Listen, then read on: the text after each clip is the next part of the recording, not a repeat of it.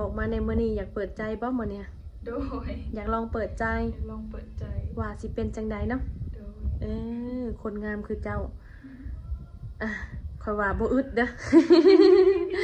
อ เนาะขนาดสิบ่อึดดอกคนที่ว่าอีหยังแบบเวลายิ้มก็เป็นตาแพงแบบนี้หั่นนะ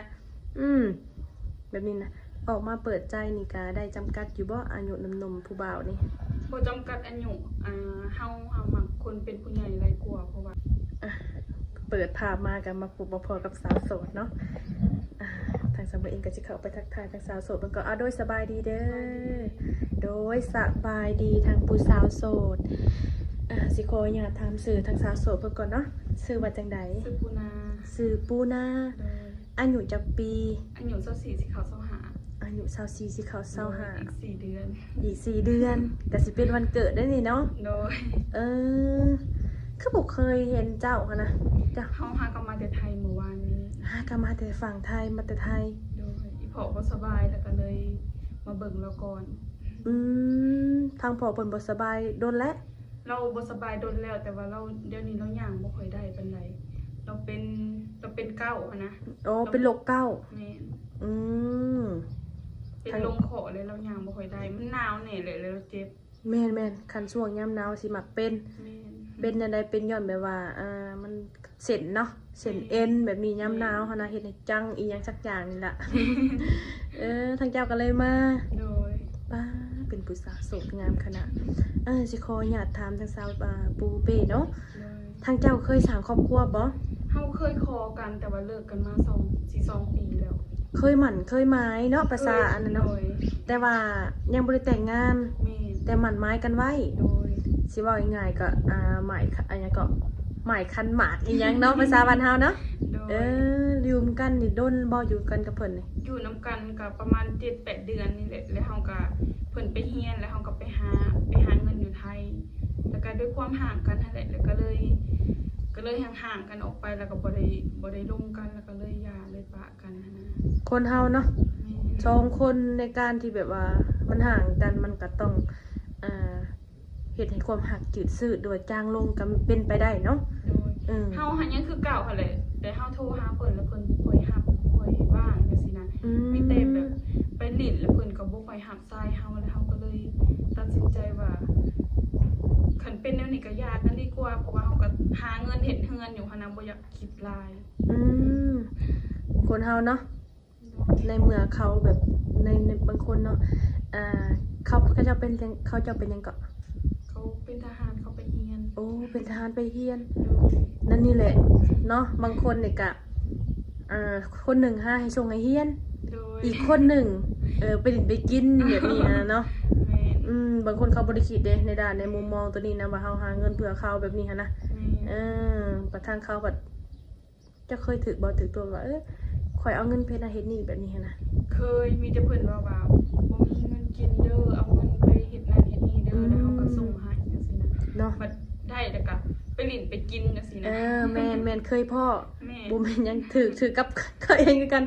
แม่นนะคนเฮาเนาะบางคนเขาบอกว่าก็อย่ามันดอกยังไงคือมันผ่านมาเลยเนาะมันผ่านมาแล้วก็บ่เป็นหยังมีแต่เฮาตั้งรักแล้วก็หาใหม่ในระยะทั้งเจ้าหลังจากเลิกลากับเพิ่นได้เจ้าก็บ่ได้ลุมกับไผเลยบ่มีแต่เฮ็ดเวียกเฮ็ดก็บ่ได้ออกไปใส่อยู่ในเฮือนเพิ่นจังซี่นะขายเสื้อผ้าแล้วก็ตอนแรงมาก็เฮ็ดเวียกงานบ้านให้เพิ่นแล้วก็จังได้นอนกันจน 8-9 โมงเลยในระยะที่ทั้งเจ้ามาแต่ไทยเนาะสิมาอยู่บ้านนี่นะดนบ่สิกลับไทยเพราะเราดีขึ้นบ่ได้จักสิดนปานใดเพราะว่าอีแม่เราบ่มีคนซอยนะเราย่างงัวแน่แล้วก็ย่างน้ำพอแน่ไปใส่บ่ได้นะเฮาก็ยังบ่ฮู้เนาะเฮายังให้คำตอบบ่ได้ว่าสิอยู่ดนหรืออยู่ซ่าเนาะว่าสิอยู่ในระยะหยังแบบนี้หั่นเนาะทั้งแม่ได้ก็ยังบ่แม่ก็ยังพ่อก็ยังยังเป็นทั้งสองเนาะทั้งเจ้าได้มีญาติพี่น้องน้องนะจักคนมีกัน4 คนทั้งเจ้าเป็นลูกหลานบ่ลูกกกมีน้องอีกโดยก็คือว่าทางเจ้าก็เป็นกกก็เป็นเสาหลักของครอบครัวอีกเนาะต้องได้หาตะกี้ก็ว่าสิเอาผัวหั่นแหละมาเลี้ยงพ่อกับแม่สุดท้ายก็เป็นนั่นเนาะก็บ่เป็นหยังออกมาในมื้อนี้อยากเปิดใจบ่มื้อเนี่ย โดย อยากลองเปิดใจ ลองเปิดใจ ว่าสิเป็นจังใดเนาะ โดย คนงามคือเจ้าอ่ะข่อยว่าบ่อึดเด้อ เนาะขนาดสิบ่อึดดอกคนที่ว่าอีหยังแบบเวลายิ้มก็เป็นตาแพงแบบนี้หั่นนะแบบนี้นะออกมาเปิดใจนี่ก็ได้จำกัดอยู่บ่อายุหนุ่มๆผู้บ่าวนี่ บ่จำกัดอายุเฮามักคนเป็นผู้ใหญ่หลายกว่าเพราะว่าเขารับฟังเราดีกว่า แล้วก็มีวุฒิภาวะหลายกว่า ต้องเอาผู้ใหญ่เนาะนี่หลักๆเนาะ โดย อายุใหญ่สำคัญกว่าเนาะ โดย ถ้าเอาอายุน้อยหรือรุ่นราวคราวเดียวกันนี่เคยผ่านมาแม่นบ่ แม่นเคยผ่านมามันเป็นประสบการณ์แล้วก็เลยต่างคนต่างบ่ฟังแล้วมันก็แฮงไปกันคนละทางสินะ แม่นเนาะทุกคนเฮาต้องเข้าใจกันเนาะ บ่อยากแบบมานั่งพิดนั่งเถียงแล้วมันเวลาที่สิมานั่งพิดนั่งเถียงแล้วนะเข้าใจกันลงกันให้เข้าใจดีกว่า แม่น สอนกันทำมาหากินดีกว่า แม่นเนาะบางทีอาจสิมาพบมาพบมาพ่อผู้ใหญ่กว่าหรือว่าหนุ่มสูงวัยแบบนี้นะทั้งเจ้าก็สามารถล้มได้บ่ ลมได้เบิดมีเคยมีเมียมีลูกมากับบริติ ได้เบิดแม่นบ่ โดย ก็คือทาง คน เจ้า เฮาบ่ได้อยากมีอดีต โดยอีกอย่างก็คือทางเจ้ากับอายุก็25เด้เนาะสิเข้า25เด้เนาะ โดย ก็คือว่าโอเคเลยเนาะความสร้างเนาะ โดย อันหนุ่มสูงวัยนี่ก็มันเป็นเรื่องปกติได้เพราะว่าส่วนหลายFC ทางเสมอนี่เนาะก็ส่วนหลายเพิ่นก็สิมีอายุค่อนข้างอายุหลายแน่นะทางเจ้าก็บ่มีปัญหาในด้านนี้แม่นบ่ โดย ทางเจ้าเลยซะแบบว่าได้เล็งๆไว้อยู่บ่ว่ามักผู้บ่าวทางใดแบบนี้หันนะ เฮาได้เบิดเพราะว่า มันได้เบิดเนาะ อยู่ที่ความเข้าใจกันหลายกว่าพาเฮ็ดพาสร้างดีกว่า สิเป็นหนุ่มทางใดก็ได้เบิด ได้เบิด เนาะเฮาสิมาแยกแยะว่าต้องเป็นทางฝั่งนี้ฝั่งนั้นบางเทื่อบ่เกี่ยวแม่นบ่บางคนก็เน้นว่าโอ้ยขอเป็นเมืองนอกอย่างเดียวเด้อแบบนี้นะทางเจ้ากับทางใดก็ได้เบิด โดย เนาะมันอยู่ในจิตใจไปสิซะเนาะ โดย ในเมื่อเฮาไปว่าเล็งไว้อยากเอาคนนี้แต่มันบ่ได้หลังใจเฮาดอกเนาะ โดย เฮาบ่ฮู้แมันบ่ว่าสิมาแบบใด โดย เนื้อคู่เฮาหั่นน่ะเนาะทางผู้บ่าวได้สาสมมุติว่าเพิ่นอยากมาลินมาเที่ยวมาหาแบบนี้นะ โดย ยินดีต้อนรับอยู่บ่ ยินดีต้อนรับมาได้ ให้เพิ่นมาได้แม่นบ่ โดย บางเทื่อเพิ่นเห็นแบบนี้นะ โดย แบบทางครอบครัวของสาวปูเป้นี่เฮ็ดไร่เฮ็ดนาอยู่บ่ เฮ็ดให้เห็นหน้า อ๋อปีนี้ก็เฮ็ดไร่เฮ็ดนา โดยเฮ็ดคุปปี้ อ๋อเอาไผพาเฮ็ดนาซะ มีแต่แม่เฮาแล้วก็คันยามหน้าแล้วก็น้องชายเฮาก็สิเฮ็ดนำสองคนแล้วก็คันเฮาอยู่พุ่นกับน้องเฮ็ดเวียกอยู่พุ่นก็มีแต่โอนเงินมาให้เพิ่นซื้อน้ำมันจังซี่นะ มีแต่ฝากเงินมาเนาะซื้ออยู่ได้กินซอยแม่ โดย ก็ใครจะเพิ่นได้น้องชายอีก โดย ก็ใครจะมีน้องชายน้องชายเพิ่นได้สะอายุจักปีแล้วซะ น้องชายก็21ปีเลย น้องชายก็ถือว่าพอได้แบบว่าซอยเวียกซอยงานเนาะ โดย โดยก็คือทางสาวปูเป้เนาะอยากสิถามว่าถ้าว่าทางหนุ่มไทยเพิ่นหั่นนะฮักมักกับสาวปูเป้นี่ในการโอลมอยากเป็นชูเป็นแฟนนี่ใส่ระยะโดนบ่เพื่อศึกษาดูใจกัน มันอยู่ที่เฮาคุยกันสองคนเนาะจักโดนบ่โดนเข้าใจกันก็อาจสิบ่โดน เนาะเฮายังให้คำตอบบ่ได้ว่าสิในระยะหยังแบบในระยะแบบหลายบ่หรือว่าโดนบ่แบบนี้เนาะ มันต้องเบิ่งกันไปก่อน บางเทื่อเฮาอาจสิห้ามใจเจ้าของบ่ได้เนาะ พอลมถึกคอแล้วอาจสิตอนนี้เดี๋ยวนี้ก็ได้แม่นบ่ ทางเจ้าได้ซะว่าคือทางผู้บ่าวแบบนี้นะของเพิ่นอยากให้ไปอยู่บ้านอยู่เมืองนำแบบนี้อยู่เฮือนอยู่ซ่านเพิ่นนี่ ไปมาหาสู่ได้อยู่คันให้ไปอยู่เลย ตอนนี้เฮายังมีพ่อมีแม่อยู่เฮาก็ยังบ่อยากปะเพิ่นหันนะยังอยากอยู่นำเพิ่นอยู่ อนาคตข้างหน้าเฮาก็ยังบ่ฮู้เนาะ แม่น เพราะว่าทางเจ้าก็คือว่ายังเป็นเสาหลักของครอบครัว โดย ยังหาเงินหาทองแบบชงมาให้ทั้งแม่ทั้งพ่ออยู่เนาะ โดย แต่ว่าถ้าสิไปอยู่น้ำเพิ่นก็ต้องเว้ากันอีกเทื่อนึง โดย เนาะก็คนเฮาน่าสิไปได้อยู่ดอกค่อยว่าเนาะคนเฮา ไปมาหาสู่กันได้อยู่ ถ้าสิตั้งหลักปักฐานอยู่พุ่นก็อยู่บ่ได้แม่นบ่ ตอนนี้เฮายังมีพ่อมีแม่อยู่หั้นนะก็เลยอยากอยู่นำเพิ่นก่อน เอาง่ายๆคืออยากอยู่น้ำพ่อน้ำแม่ก่อนเอาง่ายๆซะเนาะ แม่น แต่ว่าไปๆมาๆนี่สามารถไปได้เนาะ ไปได้ โอ้โดย ไปได้มาได้ตลอด ทางเจ้าได้จะไปเฮ็ดงานเฮ็ดเวียกเฮ็ดงานอยู่ฝั่งไทยนี่ไปแต่ดนละบ่ เฮา เขาไปตั้งแต่14 ปี โอ้ไปหั่นใด โดย ไปตลอด แม่น ปีหนึ่งนี่มาบ่ปีละเถื่อบ่มาหรือว่าแนวใด บางเทื่อก็ปีละเทื่อบางเทื่อก็2เทื่อจังซี่นะ โอ้ปีหนึ่งมาช่องเถื่อก็มี โดย คนเฮาเนาะไปห่างไกลจากเฮือนจากซานกินฮอดกะพ่อแม่เป็นเรื่องปกติเนาะ ในการโทรโอลมมันกะบ่คักสมาหา แม่น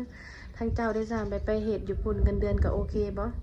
เงินเดือนก็โอเคอยู่12,000แต่ว่าอยู่กินน้ำเพิ่นหั้นนะ อืม ก็ยังได้เก็บ โอ้เงินเดือนนี่คือ ซื้แต่แนว 12,000 จำเป็น โอ้ก็ถือว่าโอเคเนาะเงินเดือนก็12,000ซื้อแต่ของเฮาอยากได้ แม่น กินน้ำเพิ่นได้ซะอีหยังมึงเพิ่นซื้อมาสู่กินเนาะ แม่น โดยทางซาปูเป้ได้ซะได้อยากสิถามความรู้สึกเนาะถ้าว่ามีผู้บ่าวมาโอลมนี่นะแบบเพิ่นเป็นสาวไห้สาวสวนทางซาปูเป้ได้สามารถโอลมได้บ่ ได้เบิด หรือว่าทางใจเจ้าเล็งๆไว้ว่าต้องเป็นสเปคแบบใดหน้าที่การงานแบบใดแบบเนี้ยนะอาชีพหยังแบบเนี้ยนะ บ่มีสเปคดอกได้เบิดขอแต่ว่าซอยเบิ่งพ่อเบิ่งแม่ได้ อืมเอาง่ายๆคือต้องช่วยเบิ่งพ่อเบิ่งแม่เนาะ โดย สุดๆเนาะช่องมาก็คือ ต้องว่าจังได๋เลยโอ้ยบ่สิลัดมาโชว์ข่อยจังได๋เนาะง่ายคือต้องเบิ่งพ่อเบิ่งแม่เฮา โดยเบิ่งเองครอบครัวเฮาซอยพ่อซอยแม่ได้หั้นนะ สิเป็นอาชีพหยังก็แล้วแต่เนาะ โดย เพราะว่าเพิ่นหาด้วยน้ำพักน้ำแฮงของเพิ่น โดย บางเทื่อเพิ่นอาจสิเป็นบางคนเพิ่นก็คิดได้ให้ถามละเอียดเด้อเวลาไปถามสาวโสดแบบนี้นะบางเทื่อพ่อแบบผู้เว้าสาวสวนมาโอ้ลมปัดปล่อยอยากลมซาแบบนี้หันนะบางทีนี่แบบนี้หันนะทางเจ้าว่าสิบ่มีสเปคซาปูเปสเปคผู้บ่าวนี่ เฮาบ่มีสเปคดอกขอแต่ว่าตะกี้เฮามีเนาะสเปคแต่เดี๋ยวนี้เฮาเริ่มใหญ่เลยเฮาก็เริ่มคิดได้แล้วว่าเฮาสร้างครอบสร้างครัวบ่จำเป็นต้องมีสเปคดอกเข้าใจกันเบิ่งแยงกันเบิ่งแยงเฮาเบิ่งแยงพ่อแม่เฮาได้พาเฮาสร้างก็พอแล้ว ยันแบบว่าสเปคก็ต้องเอาเน้นแบบสูงบ่ขาวบ่แบบนี้หันนะ หรือว่าแนวใดบ่มีแม่นบ่ เอาบางเทื่อบางคนเฮาเนาะในการที่เฮาออกมาแบบว่าโทษต้องการบ่จำกัดสิเป็น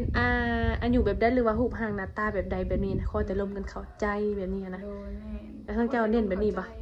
อ๋อทางชาวปูเป้ก็บ่ได้เน้นสเปคเพิ่นว่าขอแต่ร่วมกันเข้าใจแล้วก็พอแม่นบ่ อืมโดยก็ถือว่าทางเจ้าก็สามารถรับได้เนาะทางผู้แบบหนุ่มๆสูงวัยบ่สิเป็นเคยมีลูกมีเมียหรือว่าเป็นผู้ห้างนางใหม่ก็สามารถโอลมได้เนาะโดยก็ถือว่าเพิ่น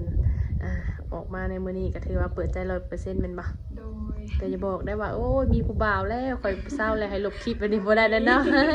ก็คือว่าบ่มีเนาะ โสดมา2 ปีแล้ว หลังจากที่ว่าอกหักหรือว่าผิดหวังกับคนก่อนเนาะ โดย ก็บ่กล้าเปิดใจให้ไผบ่จังว่าโสดมาโดนแท้ กับมันบ่ได้มีเวลาลมหั้นนะเฮาเฮ็ดเวียกเฮ็ดงานเนาะก็บ่แม่นว่าปิดอันปิดใจดอก บ่ได้อันนี้ดอก แต่ว่าก็ยังบ่ได้แบบอยากลมเล่นๆหัวๆนะบ่อยากลมแบบอันนั้นเพราะว่าเฮาเฮ็ดเวียกเฮ็ดงานเฮาก็บ่มีเวลาแล้วนะบ่อยากลมลิ้นลมหัว เนาะเพราะว่าในการที่เฮาบางเทื่อเฮาเจ็บจากนั้นเฮาอยากพักผ่อนหัวใจแล้วก็เฮ็ดงานต่อไป โดย ถ้าข่อยพร้อมมื้อใดข่อยจังข่อยสิมาเปิดใจแบบนี้นะพอเปิดให้ตัวเองแบบว่าให้คนแบบว่าเนี่ยให้คนเข้ามาในชีวิตเฮาเอาง่ายๆซะแต่เฮาก็บ่ฮู้ว่าสิเป็นคนแบบใดนิสัยแบบใดเนาะแต่เฮาก็ยังบ่ฮู้เนาะแต่ว่าลักษณ์ของนิสัยของซาปูเป้นี่เป็นคนแนวใด เป็นคนตรง ตรงๆบ่ ๆตรง เป็นคนตรงๆแต่ว่าน่าสิใจเย็นบ่จ้ะนี่ ๆแม่น เพราะว่าในการแบบว่ายิ้มกันหัวแต่ว่าก็คือน่าสิเป็นคนใจเย็นนี่นะ เนาะทั้งผู้บ่าวได้ทราบแบบว่าคนกินเหล้าบ่แบบนี้นะสูบยาแบบนี้สามารถโอลมได้บ่ซะ กินเหล้ากินเบียร์ก็ได้อยู่สูบยาได้อยู่แต่ว่ากินพอประมาณ กินพอประมาณเนาะ โดย แต่ว่าเรื่องสูบยานี่สามารถโอลมได้เนาะ โดย บางคนนี่นะบางเทื่อเพิ่นว่าอยากเข้ามาหาแต่ว่าติดก็คือแบบว่าข่อยต้องสูบยาแบบนี้นะบางคนเขาเจ้าบ่มักเด้ โดย ข่อยบ่มักเลยที่จะสูบยาแบบนี้นะ โดย เฮาก็ห้ามบ่ได้เนาะบางเทื่อเนื้อคู่เฮาอาจสิเป็นแบบนั้นเลยซะ